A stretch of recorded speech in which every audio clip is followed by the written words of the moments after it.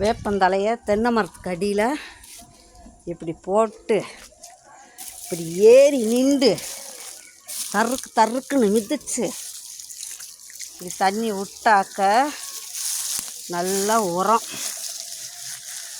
இப்படி விடணும். இப்படி விடணும். மரத்தை சுற்றி வேப்பந்தலையை போட்டு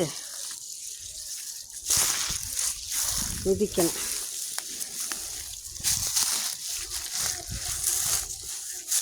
தென்னை மட்டையெல்லாம் அப்படி சைடில் அடுக்கி விடணும். அடுக்கி விட்டு இப்படி வேப்பந்தலையை பூரா போட்டு சுற்றி இப்படி தண்ணியை விட்டு மிதித்தா சூப்பர் உரம், நல்லா காய் காய்க்கும்.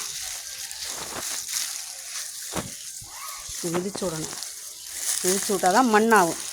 மண்ணாகி மக்கி உரமாகி மேடாயிடும். அதுலேயும் அப்படி தான் செய்யணும். மாடியா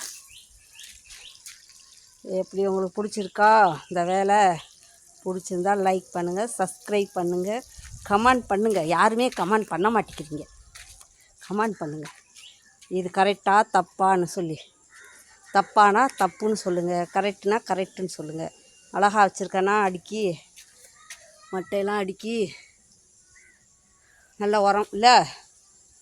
அடுத்தது இதையும் மிதிக்கணும். தருக்கு பொறுக்கு அப்பளம் மட்டும் நுணுங்குது. இதுலேயே அப்படி தான் வச்சுருக்கேன். சுற்றி கல் அடுக்கி ஒரு மரத்தையே வெட்டி வேப்பந்தலை போட்டு வச்சுருக்கேன். அழகா இருக்கா?